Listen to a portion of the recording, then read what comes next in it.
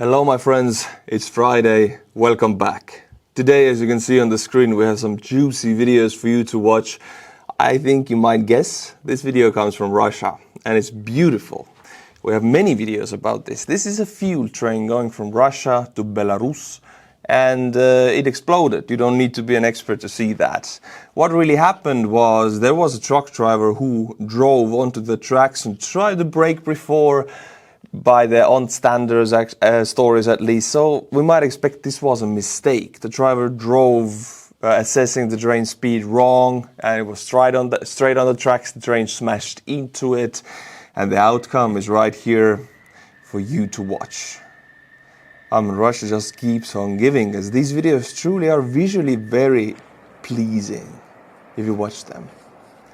And what this accident, let's gonna call it that, I think it was an accident, what it did is not only big kaboom and beautiful videos for us, it closed one of the main connection points between Russia and Belarus, because this exact intersection where it happened near Rehi is a one rail line, single track rail line connection between the Belarusian city of Vitebsk and Russian city of Smolensk.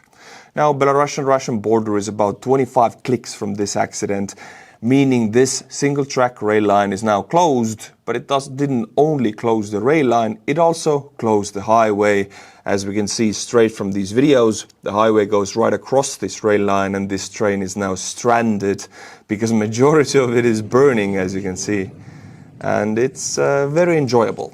I will let you enjoy it also. Look at that. New day, new burning train in Russia. You're welcome, my friends.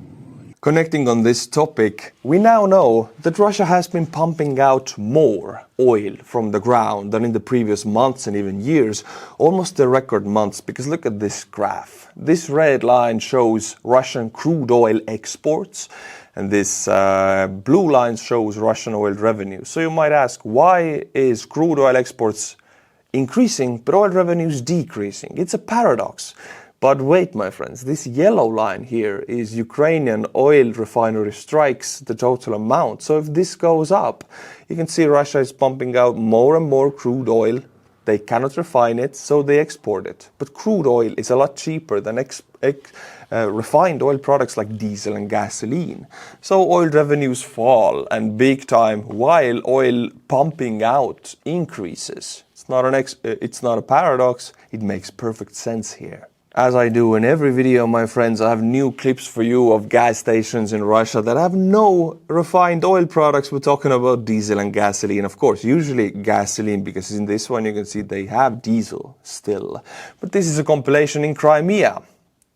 And this guy drove, let me tell you, 70 kilometers from Dobropillya to Yalta and back, and there was no gasoline anywhere. And he filmed actually every gas station on the route. And they're all empty. Nothing there. This guy was in total shock. But I always have this question. I mean, these guys driving around filming these gas stations being empty. I mean, they're driving cars. Where do they get the gas? Maybe they have diesel cars or hybrids. If you have a hybrid, you're quite lucky in Russia right now because there's no gasoline. Full hybrid or full electric car even, you're doing good.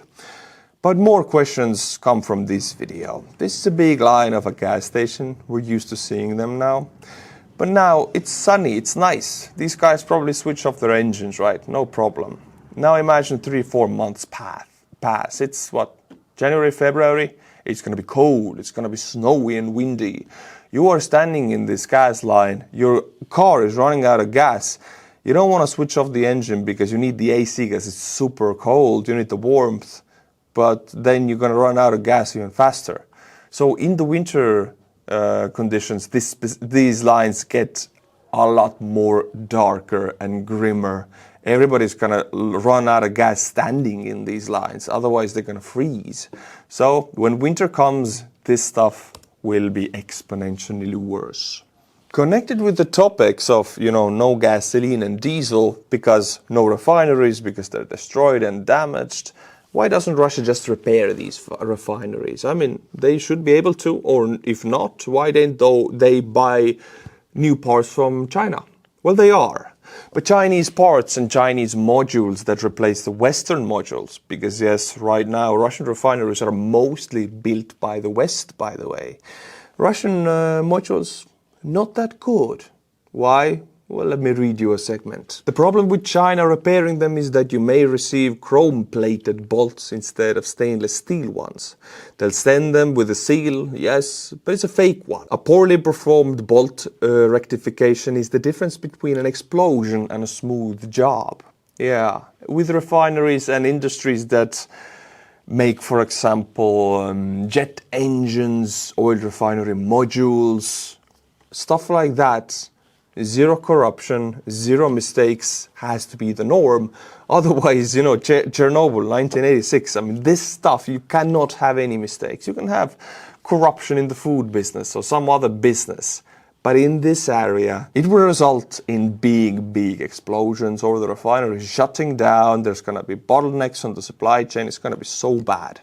It can't be repaired. Entire modules must be replaced, and with the sanctions it would be more than impossible for Russia to repair a single refinery in no less than 6 months. So there you have it. And now, my friends, a topic that we have not touched for a long time, but which still has a massive effect on the Russian revenues. Operation Spiderweb. How is Ukrainian operation of drones flying out of trucks carrying an effect now almost a year later? Well, check out this video. This is Kazakhstan. These trucks by the thousands are stranded on the Kazakh border because Russian FSB and internal security forces now demand that every truck that enters Russia needs to be searched. Why? Because at one point there were massive amounts of Ukrainian drones flying out of them. They were not searched. Now there's no Ukrainian drones, but every truck is stopped, slowing down money flow, slowing down flow of goods, bottlenecks on the border, bottlenecks on supply chains. It is so bad for everybody doing business in Russia. And all because almost a year ago, 5 of these trucks had Ukrainian drones in them. And 1/3 of Russian nuclear-capable fleet was wiped out. See, this is how psychology in war carries massive real-time pain for the armies, for the economies. There's no drone trucks anymore. There's no Operation Spiderweb. But the psychology, the fear, strands thousands of trucks, makes them wait, makes the money wait, which is money to the Russian war economy. When I was on one of my missions in Ukraine, a certain Ukrainian HUR officer told me that they and the Russian FSB are watching very closely what I do. That was a wake-up call for me. I must protect myself. And I chose the Surfshark VPN. Using a VPN is like wearing pants. All the important stuff stays private and secure when you step your foot outside. A VPN, virtual private network, covers your whole online activity. Once your device connects to the internet, all the information is encrypted, blurred out in a way. That way, your online activity is hidden from all the snoopers and trackers. Now, whenever my information is somehow leaked online, I get a data breach alert, which notifies me the moment my email, ID, credit card, or other personal data gets leaked online. If it happens, I'll know instantly. Since it is tedious to get all security services from different providers, I just use Surfshark One, which gives me a VPN, alternative ID, antivirus, and they also have an alert system if they discover a data breach. A little perk I enjoy is their ads and malware extinction. No advertisements or cookie pop-ups. Hate those things. Surfshark also helps out while traveling. Your favorite shows, sports or subscriptions might not be available when you're abroad. With Surfshark's 3,200 plus fast servers in 100 countries, you can connect to your home region while traveling and keep watching what you usually do, just like you never left. And they have a 30-day money-back guarantee. Take your time and try out their services and experience the whole Surfshark VPN potential.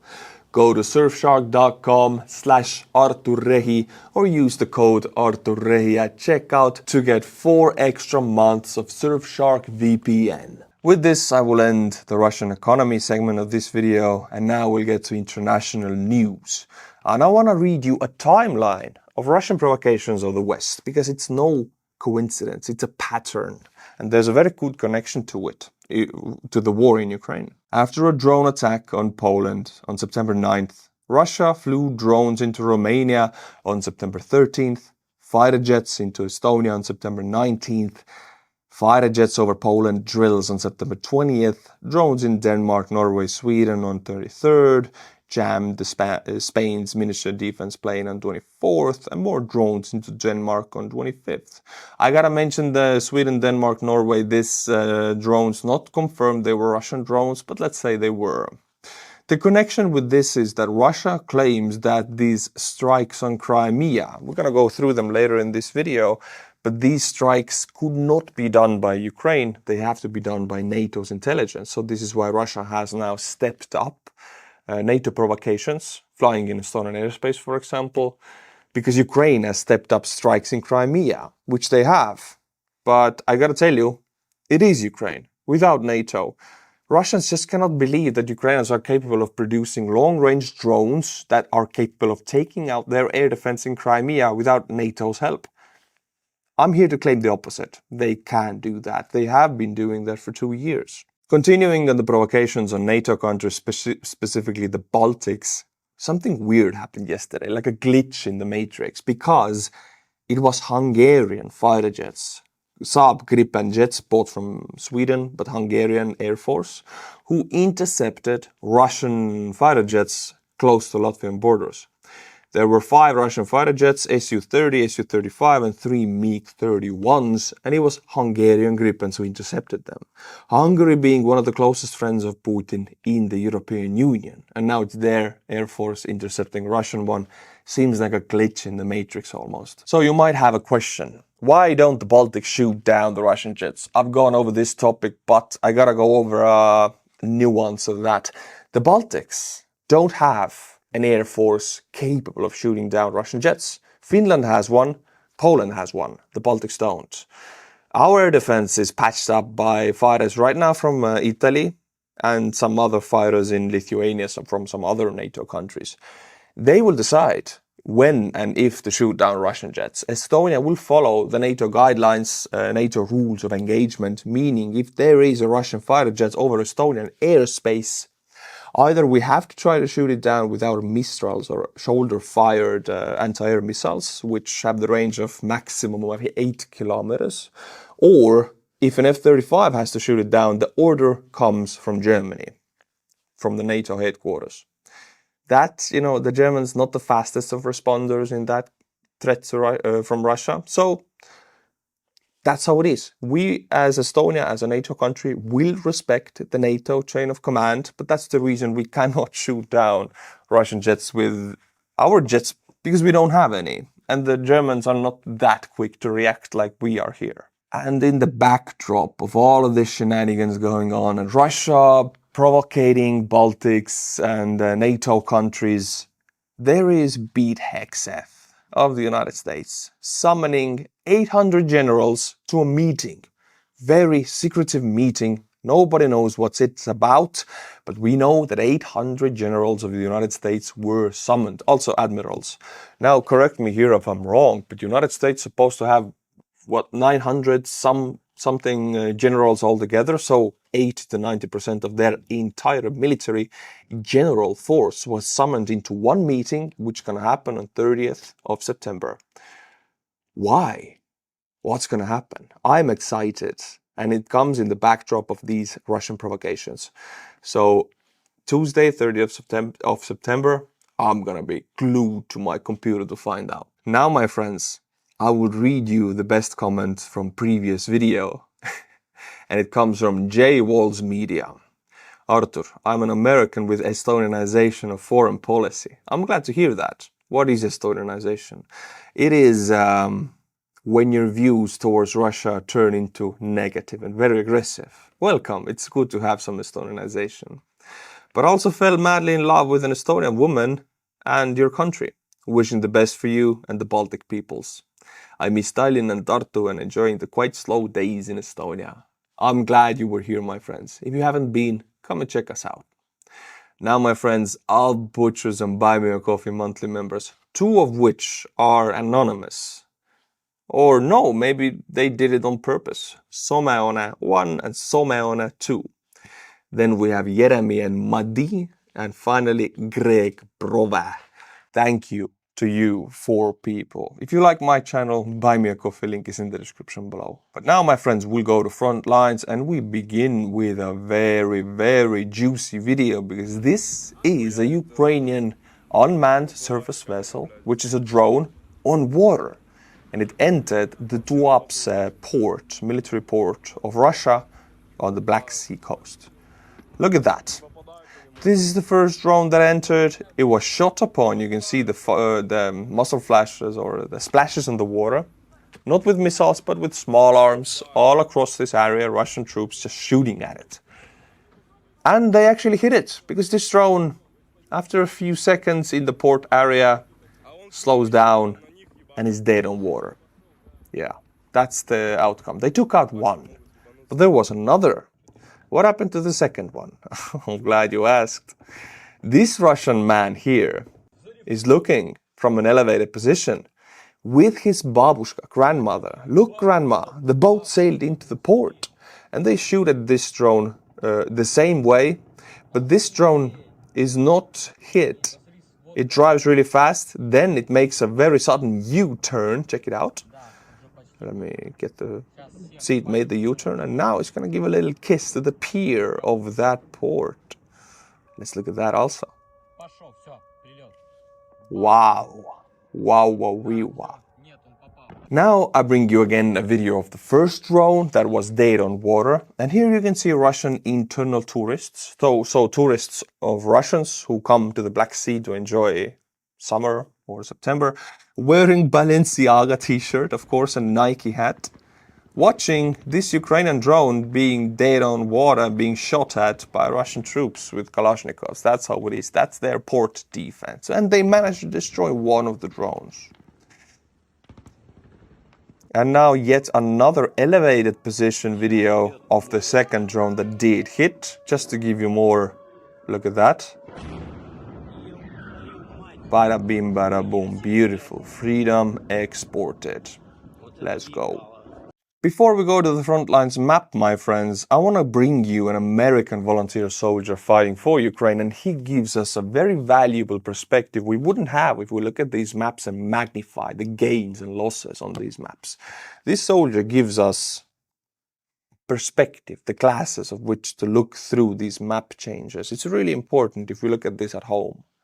What do Americans get wrong about what's going on here? The most common thing, how aggressively the Russians are advancing. When they hear that there's a new town that has been captured and that a lot of these towns are 5 minutes away from each other, and that was a 6-month gain. Everybody remembers like the fall of Bakhmut. They're halfway through Chasiv Yar right now. One of my best friends died in Chasiv Yar this time last year, about 3 kilometers past where he was killed, the Russians are, and Chasiv Yar is only 15 kilometers from Bakhmut. So when everybody hears about these huge gains that Russia's making, realistically, where I'm fighting now, I can see where the line was in 2014 and 2022. It's just down the hill in the town next to it. The big changes in these battles, everybody say Bakhmut fell, Avdiivka fell, Chasiv Yar fell, or Kupiansk gonna be the next. I mean, these cities, not Kupiansk, but let's say Avdiivka and Bakhmut, are about 10 to 15 minutes of car drive from each other. So if you think about these areas, which are 10 minutes away from where you're watching this video, this is the difference of 2 years of fighting and hundreds of thousands of casualties. Just to give this perspective,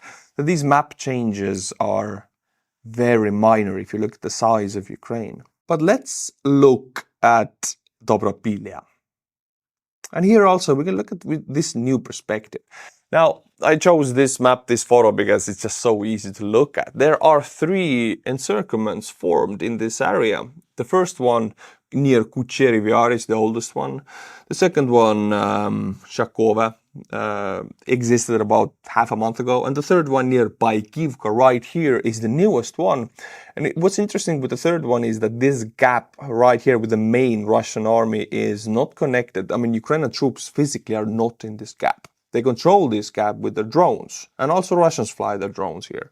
That means that Russians are always trying to push more troops to connect back to this third encirclement of Baikivka, but Ukrainians keep destroying them with the drones. it's interesting because if you claim something is encircled, you usually mean that troops are all across this area, but they're not. This area does not have Ukrainian troops here. But drones, massive amount of drones. So it is effectively encircled. Now, if people say, oh, encirclements, 3 encirclements, thousands of troops. No, the realistic number is, nobody knows, but 500 or less, well below probably. I think we're talking a few hundred Russian troops who are surrounded here, not by the thousands. And secondly, when you might think surroundments, then, oh, immediately gone. No. This Kucherivya surroundment here is, look, what, 50 troops perhaps? Ukrainians are not pushing it. They're just leaving it there. They're starving these troops out, not wasting their manpower, trying to preserve it at any moment possible.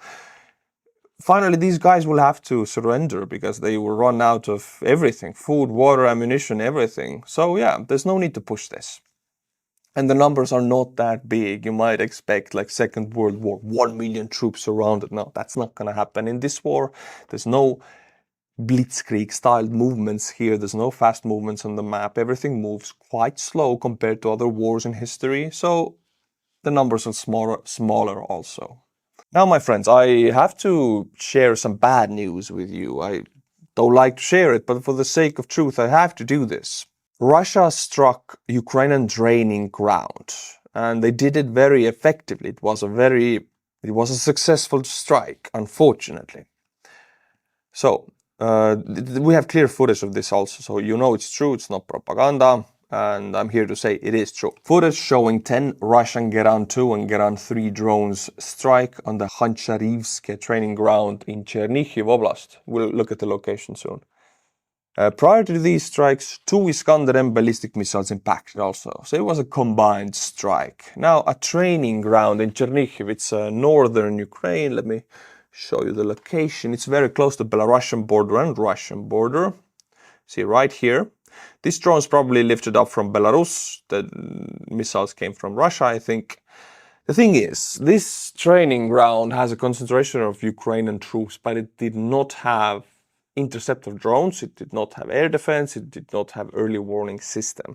This is the responsibility of Ukrainian officers who had not changed the situation, meaning the effectiveness of this Russian strike, the responsibility of it lies in these Ukrainian officers. So I have to talk about it because then attention will go into this issue and maybe things will change. It's a systematic issue of some officers not caring about the responsibilities or their troops. There are things you could have done to make this strike not efficient. Iskander-M ballistic missiles, they will hit anyway. But these 10 Geran 2 and Geran 3 drones can be taken down very easily with interceptor drones and anti-air defense machine guns or mobile anti-air defense crews. And if you have a troop concentration on a training ground, this is a priority to defend this area. And they didn't do that. The officers did not make those orders or did not focus it down quickly enough to carry out these responsibilities. And now Ukrainians say there are casualties, but they don't publish the number. The thing is, when there's 10, 20 casualties, they always say the number. When there's more, they don't. So looking at the effectiveness of this strike and the concentration there, I might say it's below 100, but over a 50, that's my estimate. So it's a big and painful loss for the Ukrainians. I'm going to ballpark it here, 50 to 70 casualties. So yeah, hate to report it, but now you know. But now, my friends, I want to end this video and the Frontline segment with good news. And it comes from Crimea, and it's connected to why Russia is provocating the Baltics and NATO countries in general in September a lot more. Well, because Ukrainians have really stepped up their strikes on Crimea. They're doing that very effectively. I mean, let's just watch one video so you know what I'm talking about. This is the unit Prymary. I don't know how to say it. It translates to phantoms, and these guys always have the same style of drone footage. They always fly to Crimea, they always search for air defense capabilities and radars. They do that really effectively. Russia keeps sending them in, Prymary drones keep destroying them. But in this video there's something more. Another radar goes out, and here is Antonov 26 transport aircraft. First one. Hogging into it, explosion here, it's burning, you can see it on the screen. And it right finds the second one and hits that also. 2 of those gone. So Russia claims that these strikes to Crimea that are really effective, that Ukraine cannot do them without NATO intelligence and support, and this is why they now claim that Russia is at war with NATO and they're now provocating our airspace. Well, the truth is that Ukraine can produce fixed-wing drones, has been able to do that for the 2 years at least, and hit Crimea without any NATO interaction. Russians just don't believe it. This is why they want to avenge NATO or provocate NATO now. I will end this video with this news, my friends. I like to end with good news. I'll bring you next video on Monday, then Wednesday, then Friday. In each video you get the Russian economy, then the international news, and then the front lines, as you always do. If that's something you like, subscribe to the channel. And as always, until my next video, my friends, Slava Ukraini, and bye-bye. Go to surfshark.com/Artur or use the code Artur at checkout to get 4 extra months of Surfshark VPN.